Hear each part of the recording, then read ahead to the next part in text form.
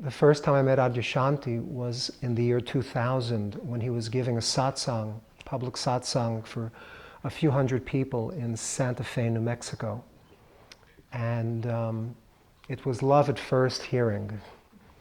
And since that time we've become very good personal friends, you could say, as well as he's been my core teacher. Since the passing of my third teacher, I've had 4 core teachers throughout my own spiritual journey in this life over the past 40 years. And many, many secondary supportive teachers as well. And it began in 1975 with an unexpected awakening. I was just a college student, junior in college, and a friend of mine was practicing the yoga system, the Raja Yoga system of Patanjali at the time. And his whole life was transformed. He became like a different person. And so I asked him what he was into. And he more or less gave me like a crash course in Indian spirituality in like 20 to 30 minutes. And then said, would you like me to lead you through a guided meditation? It'll be very relaxing, he said. So I said, sure, why not? It was like 1975, springtime, you know. And so he talked me through it, and within like a matter of 10 minutes, the whole world was gone. The body was gone. There was the whole identity of a personal self was gone. And there was no phenomena. There was just pure awareness with nothing to be aware of but itself. And my friend didn't tell me that that was going to happen. So it was a bit of a surprise. And but when I didn't know how much time was passing, but when I came back to consciousness of the body and the world, I saw my friend standing over me and going, "Are you all right? Are you all right?" And I said, "Yeah, why?" He went, "Why? Because your whole body was shaking and only the whites of your eyes were showing, and I was worried." So he said, "What did you experience?" So I told him the same thing that I just shared with you. And with a Cheshire cat grin on his face, he went, "That's not fair!" And I didn't know what that meant. So he explained to me that some people try their whole life to have such an experience, and they're not successful. And it just happened like from nowhere, from just no spiritual practice, no studying, nothing. Just 20-minute crash course in Eastern philosophy, like that. And so he said, "But seriously, it's a very great gift." And I said, "Thank you. I appreciate that." So at that point, before then, I was thinking I was just going to be a creative artist of some type, either like as a musician or drawing comic books or something countercultural, you know, alternative folk rock, you know, musician or something like that. But after that happened, suddenly I had no desire to do anything but dedicate my life to serving the truth that was recognized in that experience. So that's what I did after graduating from college, and it was I can't explain all of that in 40 years in such a short time, but suffice to say that what you have all been studying in Adyashanti's book, The End of Your World, it can also happen for anyone in this room, just as it happened for me, in just unexpectedly at any moment. And I think that's the most important message that I could share in a very short space of time, is that although just I happen to have been attracted to studying many books from Eastern culture, and it was just something I loved to do. And so I studied like the 12 principal Upanishads and the all 12 cantos of the Bhagavad Purana, and about roughly 350 books all in all, many of them more than once. But that's because that's what I love to do. It wasn't something that really kind of needed to be done. So if anyone here loves to study spiritual books, by all means, that's wonderful. But I just wanted to share that it's not necessary, it's not essential if you're not like inclined in that way.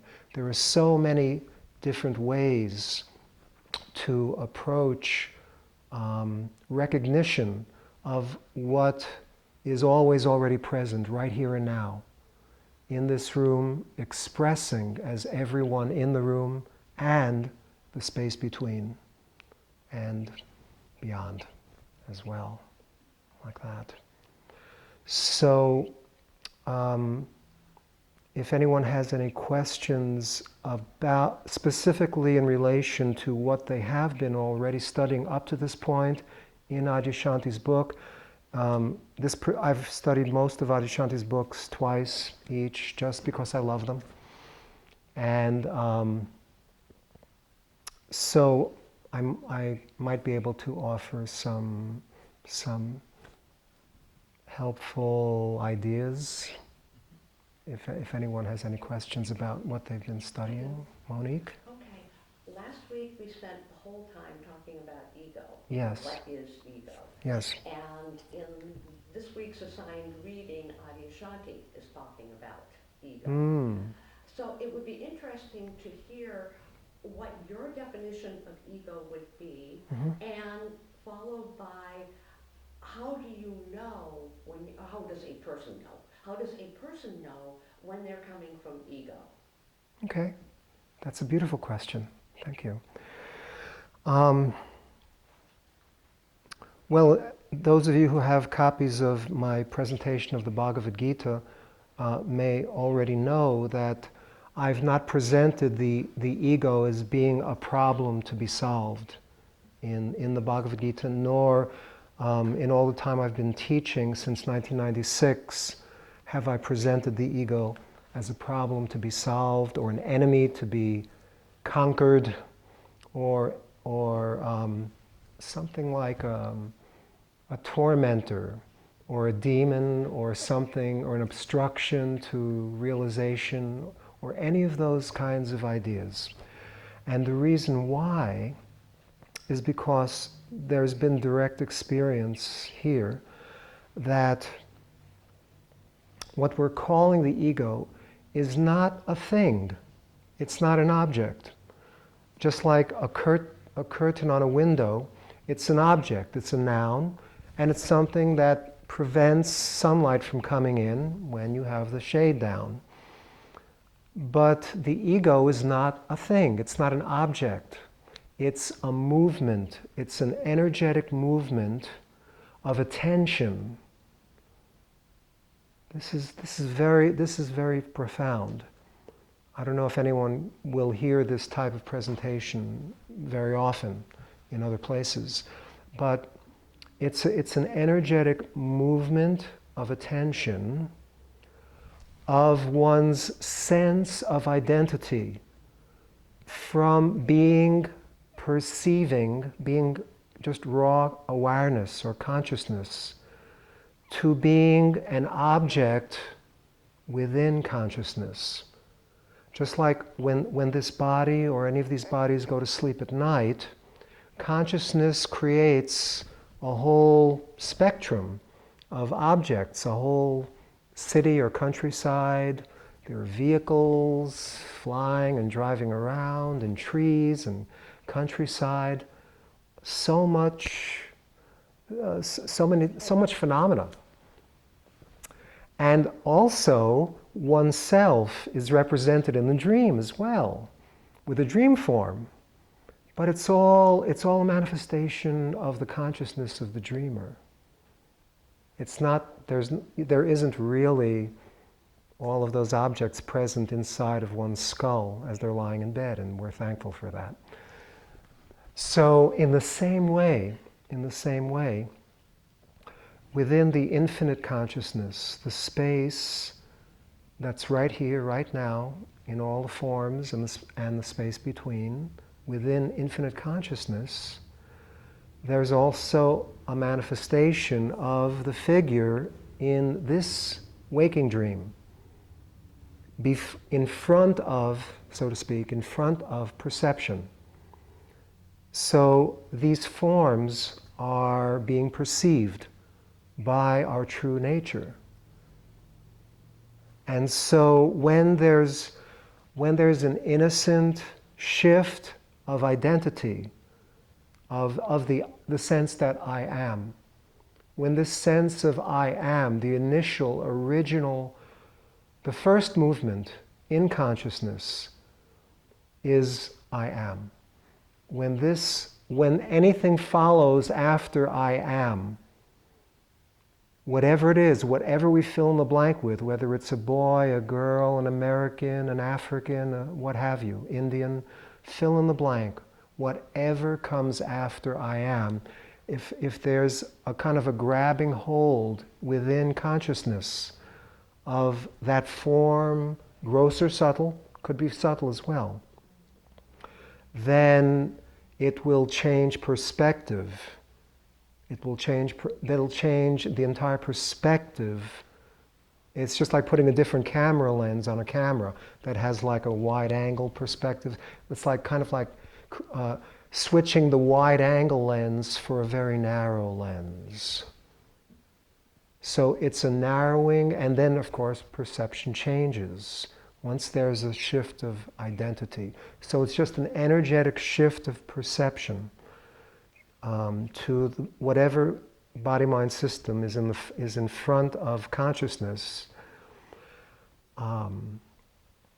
But without that identification, if there is no identification with the person being perceived within consciousness, the ego is a very valuable tool. It's a very valuable instrument for being able to function in a very appropriate, natural, harmonious way within life. Because without any ego, you'd be walking down the street and somebody would call your name and you wouldn't turn around and answer.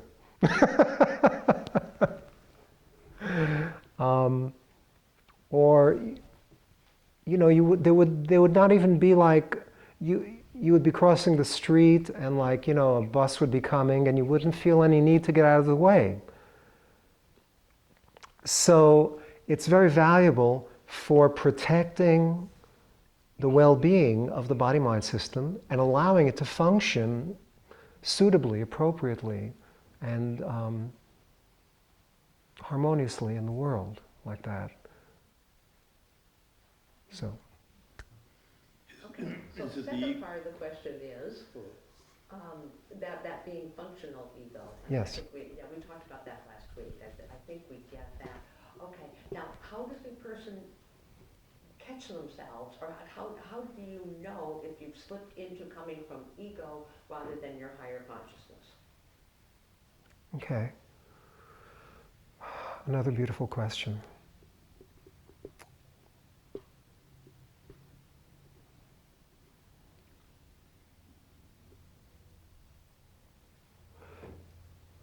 So in India, a cigarette is called a bidi, B-I-D-I.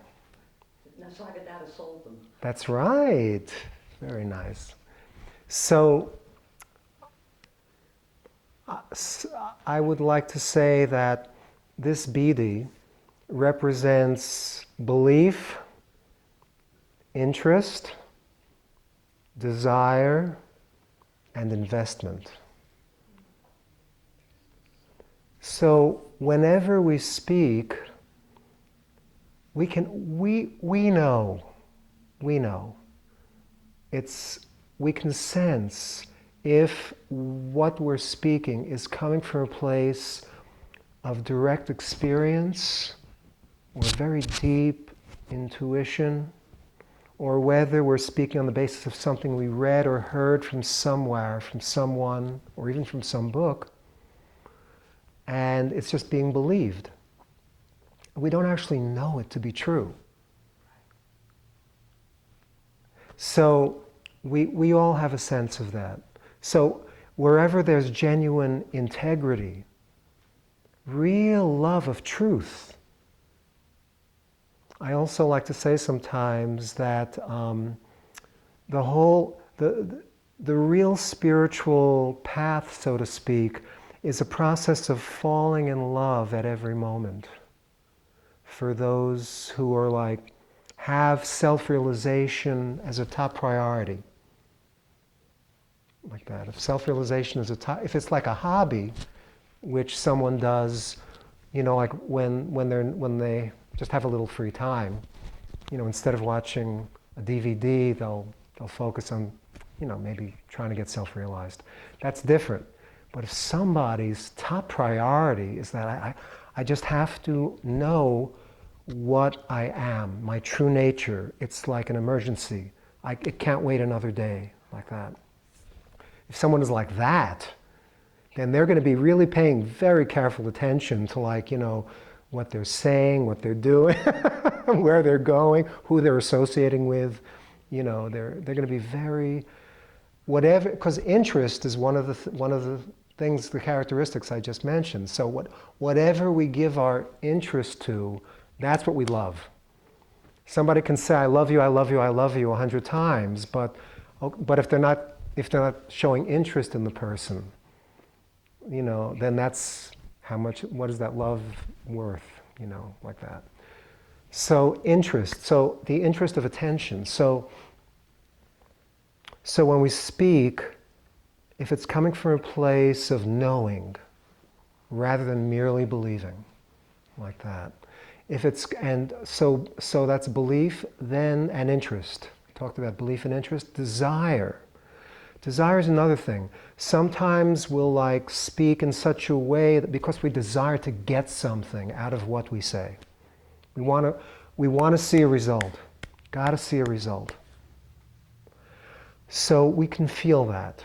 We can feel like whenever we want something, there's it's like a little energetic push goes forward. It's not quite as relaxed and settled and like when you don't want anything. When you're talking, you're just talking to someone you love, a friend, or a stranger even, anybody. And you just, whoever you're talking to is like the most important person in the world at that moment. And you don't want anything from them in return. You just love sharing with them. It's like that. But as soon as there's a desire, that changes everything. Okay. And then, and beyond even these three, there's investment. Once you believe in something that you don't know to be true, and you're really interested in following up on it, and you've got a real desire to get results from what you follow up on, then you start investing in it with your energy, your attention, your whole heart. It's like suddenly, it could be something very whimsical. We just see something on the internet that, wow, what's that? Suddenly we're we're starting to really invest in it with belief and interest and desire, and before we know it, we kind of forgot that we had an appointment to get to. And holy Toledo, everybody has experience of that. Your initial remark, you said, everything after I am yes. becomes a form of sorts. Mm-hmm. And in that form, that becomes where we invest. Yes. And have in our ego. That is our ego, essentially. Mm. If following that logic, or whatever that is, following that, does that mean that ego is a temporary, or is an illusion from the knowingness? There's knowingness and I am, and then this is what we formulate, sort of in our third dimension. And I've always thought it to be either one, it's a temporary condition based on our third dimensional life, if you will, or it's an illusion from our I am. Are you following me on that? Kind of. Does that mean that ego itself is illusionary? Yes, of course. And does it mean that by definition then anything we attach to, become attached to, or as you say, invested in, becomes the delusion or illusion of ego, or becomes the way ego operates, but it's truly an illusion because the I am, the knowingness,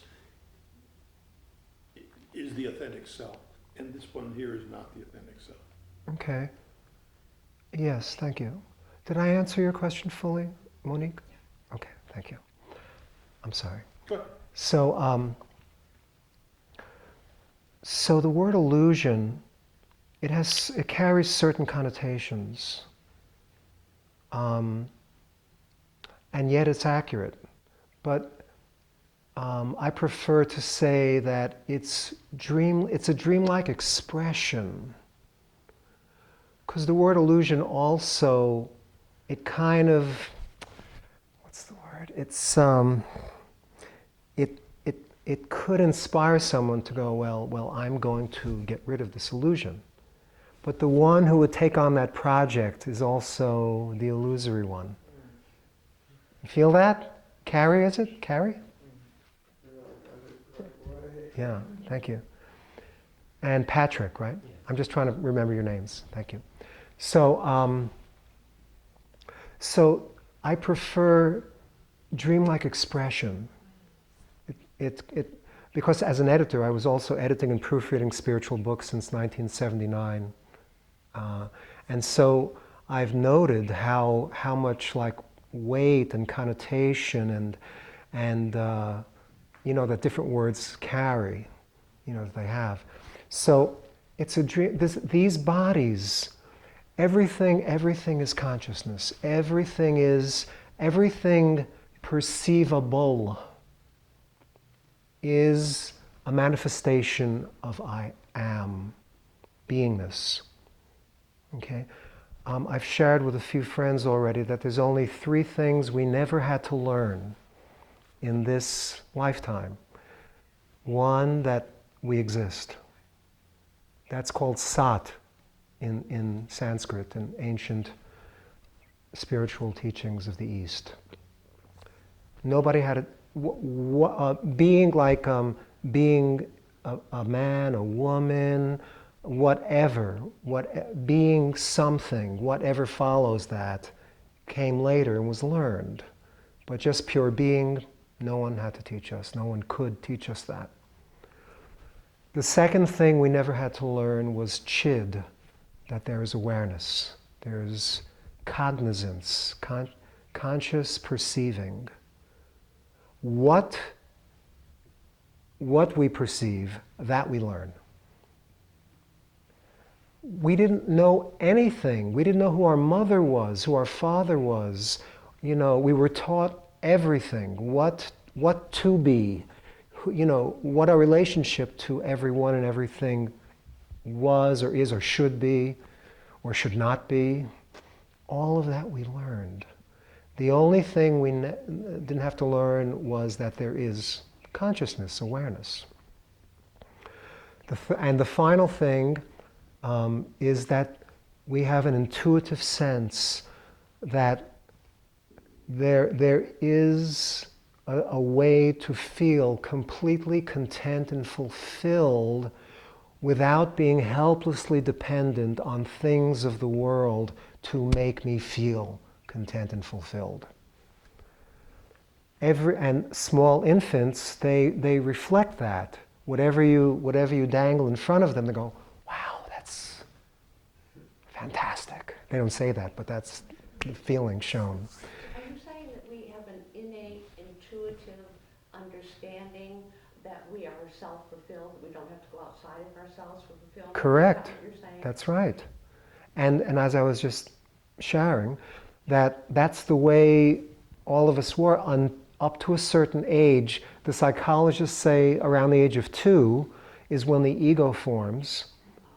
And that's why they call it, I don't call it, they call it the terrible twos. However, it's after the age of 2 that you start giving a small infant very simple things, and it goes, no, no, I want that instead, that I saw on television or that the neighbor friend has, or I want something better. Give me something different and better. But they don't say that before the age of 2. They're just like, whatever you present to them, they're like, you know. What about the screaming and crying when they want to be fed or something? Right. That's a great question. That also, it reflects a complete contentment with expressing in that way. And then later on, our parents taught us, or their parents teach them, that, okay, don't have an outburst like that. I'm going to attend to you at periodically, and I'll, whenever, like that. So they don't have a story that I shouldn't be doing that. They're completely content to just express when they're uncomfortable. And that's natural. That comes naturally. They didn't learn that you should cry when you're hungry, or when you're uncomfortable, too hot, frightened, whatever. They did not learn that. It's just a natural expression, you see. It doesn't seem like content, though. Right, but it's coming from a place of not having any story to resist what naturally comes forth, like that. That place from which their screaming or crying naturally comes forth is unconditional contentment.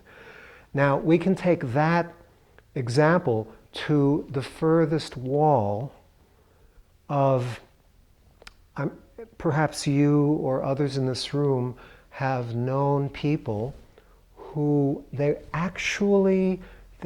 feel some sense of contentment or fulfillment expressing discontent. They love to be against something. There we go. Right away, we resonate. That's what's true. That's the furthest wall. That's as far to the extreme as you can get, is being content, expressing discontent, like that.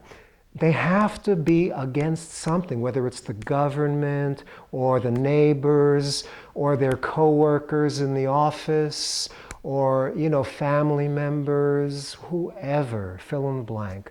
They just can't be happy unless they're complaining about something, unless they're discontent with something. And if you try to talk to them in such a way that'll get them to be content without their discontent, no, they won't agree to that. There we go. So, you see what I'm saying? Like that. So, and also, let's also take that example in a different direction now. That in the state of deep sleep, when there isn't even the I am, we don't even know that we exist in deep sleep. It's only the next morning when the body wakes up that we go, ooh, I feel really extra refreshed. I didn't have any dream last night. I was just in deep sleep. But while you're in deep sleep, you don't know that. You only know, but how could you possibly know the next morning what you just said in the morning, unless there was pure awareness with nothing to be aware of in the state of deep sleep?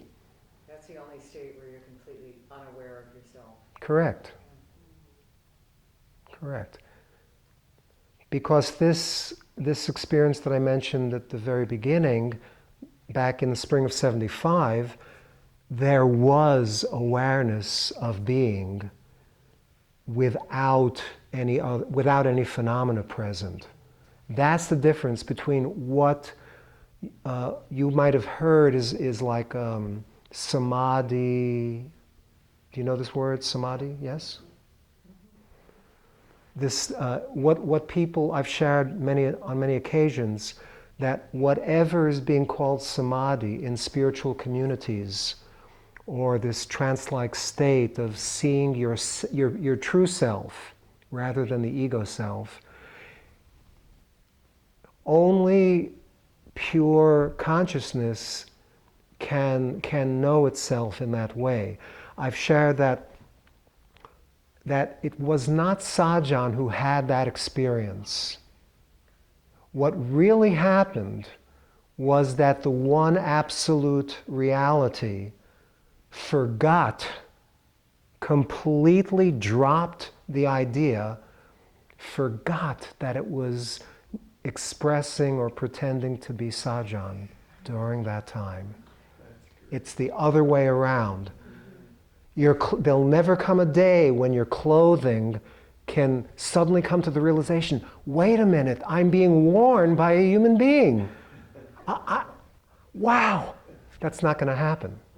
So the clothing, the organic clothing of the body-mind system can never be the one that awakens or has self-realization.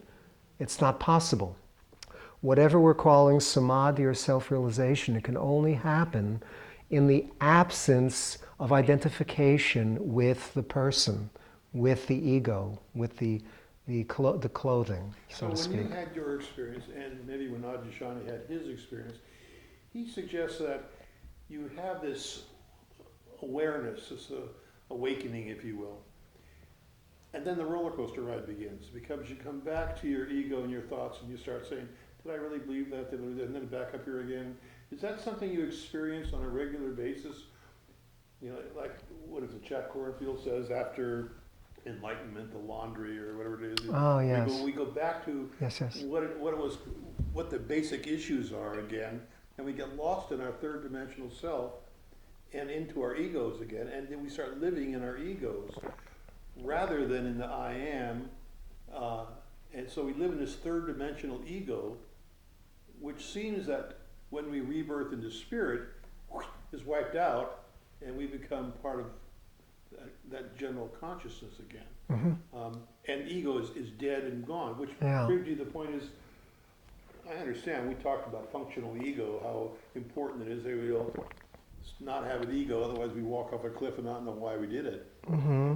But the whole idea of ego then is almost something that it's just a game that we're playing here in this dimension that has no purpose to it. And when I say purpose, I realize that's a loaded word. But for me it says it's just here to keep us occupied and busy and learn how, maybe it's a lesson, it's an experience that we have to learn to understand that not having an ego is the key to having an enlightenment or an enlightened or an awareness. But we keep falling back into awareness again, and as we do that, it makes you wonder, what are we dealing with ego for at all? I mean, why are we having an ego? Except for the functional part we're talking about, but what's the point of us going through all these machinations, you know, and just to figure out, well, that was fun, or I desire that, or maybe I need to release this, or not have any attraction to that, or whatever it's going to be. It seems like this carnival we're playing in. Yeah. And I keep asking myself, why am I discussing ego when it's so temporary and so illusionary? That's a wonderful question too. So I like the example that when we're writing on a chalkboard, and we're writing mathematical or scientific equations on a chalkboard, whatever we begin with at the top, that's going to very much affect what comes out at the bottom of the blackboard, the chalkboard. So I like to begin any kind of dialogue about our true nature by beginning with the goal, beginning with the end that comes out at the bottom of the blackboard, beginning with the truth of oneness, which never became divided. Because that's the goal that's spoken of in all genuine spiritual teachings and traditions and of all cultures, is oneness, recognizing what's always already present as the one absolute reality, which has never been sliced up into pieces. Certainly we all get a sense that even the sky cannot be sliced up into pieces. Or even water, the surface of water, you can't cut the surface of water. Not possible. So in the same way, and those are just material elements, what to speak of pure spirit, the substance from which all this manifestation arises, comes forth, like that. So if the absolute reality is always already present and is undivided, I like to begin with, okay, so why did the one choose to imagine itself to be something else? Yeah, the fall from grace. Right. So it's very, very important to understand that there has never been a fall from grace. Right. There has never been a fall from grace. But what's your answer to that? Why did the one choose to create an illusion Right. of being many? That was What's your coming answer up. to that? That was coming up. Thank you, Monique. So, David, when you go to sleep at night, Monique, when you go to sleep at night, or any of you, when you go to sleep at night, and you're really feeling great, fine, nothing's wrong, you're just going, you had a great day, wonderful, beautiful day, you spent the whole day in love. You spent the whole day in love. And just like, just relishing love and peace and joy. And you just relax on your bed and you drift off. And suddenly a dream spontaneously emerges. Okay, why did you dream that? I don't know. Thank you. Monique, why? Why did you dream whatever dream you have at that point? For the purpose of exploring. Also Sorry, for wonderful. exploring and perhaps exploring some possibilities that are not necessarily truth, capital T. Beautiful. Beautiful. But I think of it as exploration. Yes. Okay. Wonderful. Now incidentally, this question is the biggest why in all of spiritual search. On any path, any tradition, any teacher or teaching. This is the biggest why I've ever encountered, or that I know of, that any friends have ever encountered. And the best answer for that was given half by you and half by you. Number one, A, is that it's not intentional. It's not agenda-driven. It just happens spontaneously. But if there would be anything, any kind of reason, it would be simply a playful, innocent exploration of what's possible for pure potentiality. Remember, before learning what the body-mind system is capable of, everything is just pure potential. Consciousness is just pure potential. Who's exploring?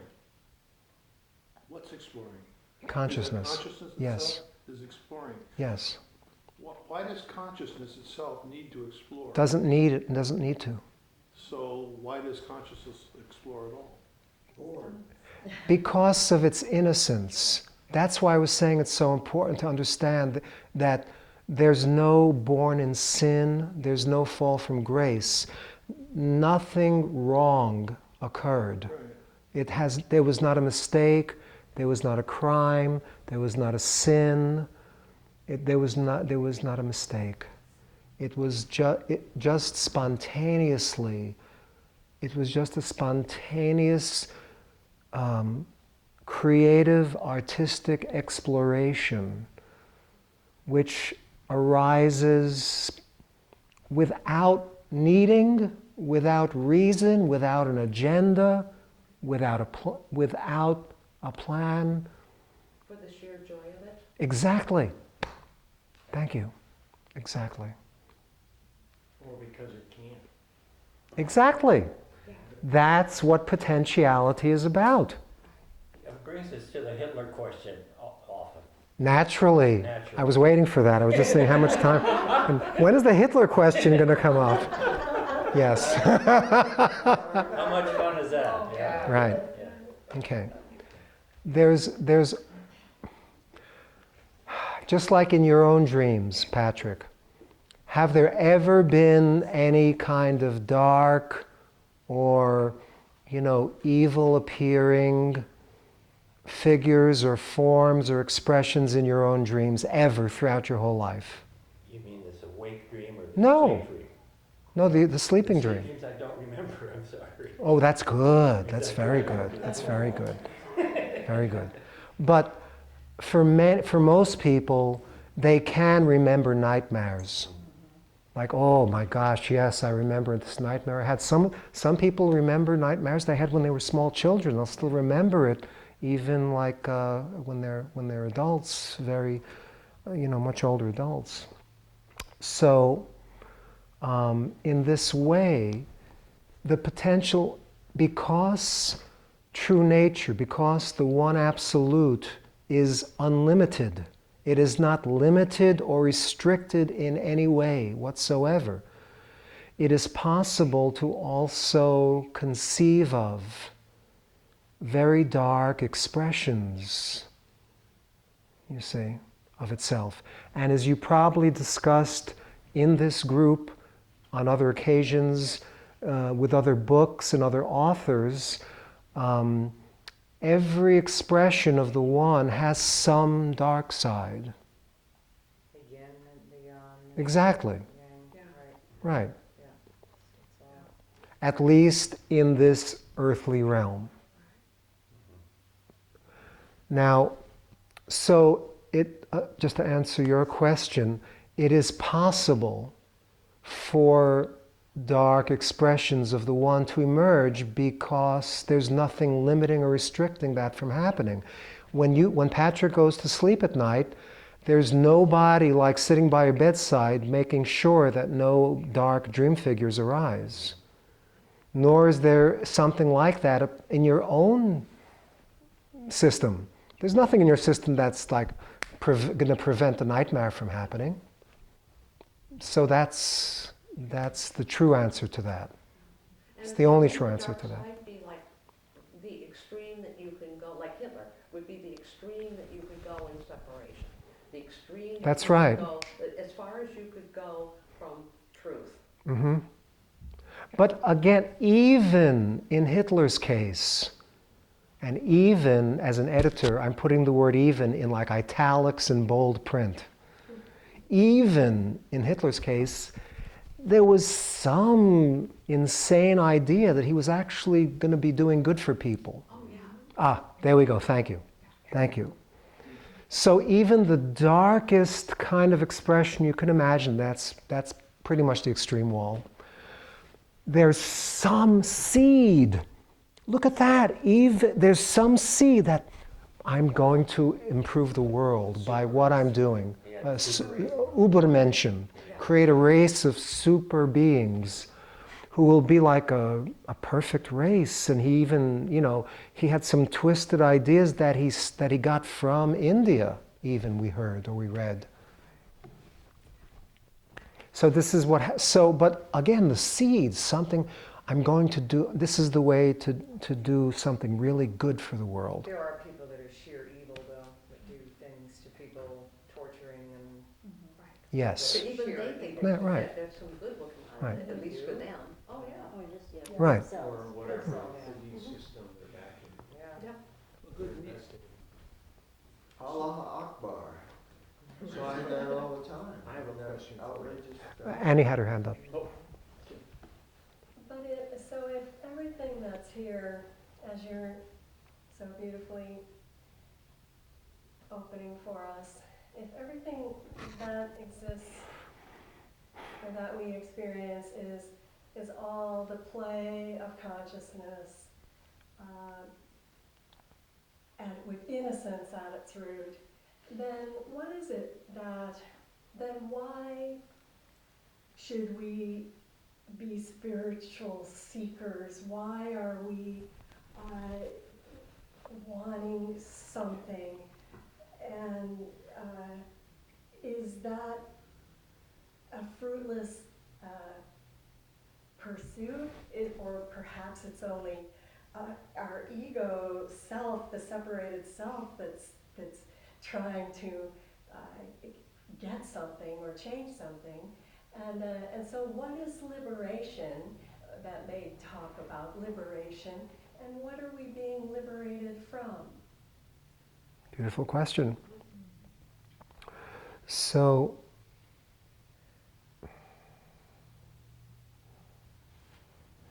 well, let's just take, the dark personage scenario and like move it right into that next question. How is it that right there, that you had a deep calling to take on a spiritual path rather than a life of dark pursuits? How is that? How did that, why is that?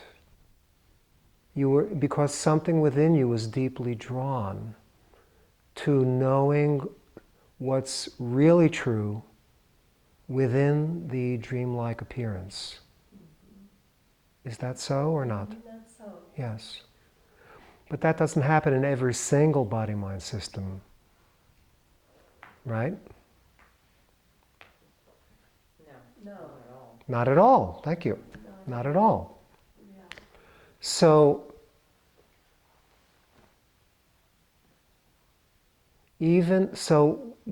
when have you had nightmares that you can remember? Occasionally. Good, I'm glad it's only occasional. So when that's happened, wouldn't you prefer that there was a more calm, peaceful, harmonious, joyful dream than a nightmare? Or would you Yes. That's natural. That's natural. Would most people in the room prefer peaceful, joyful dreams than nightmares? Yes? Anyone here prefer nightmares? No. No. Okay. It's unanimous. So there's the answer to that. And on that note, why would somebody choose a life of living the other way and not wanting, just be drawn to that darkness? That's the next beautiful question. Have I answered yours fully? Sorry. No, that's fine. Let's just go there. Okay. So I've used the example of a window that the sun, what we truly are, our true nature, is like the sun. It's just radiant, just radiance, pure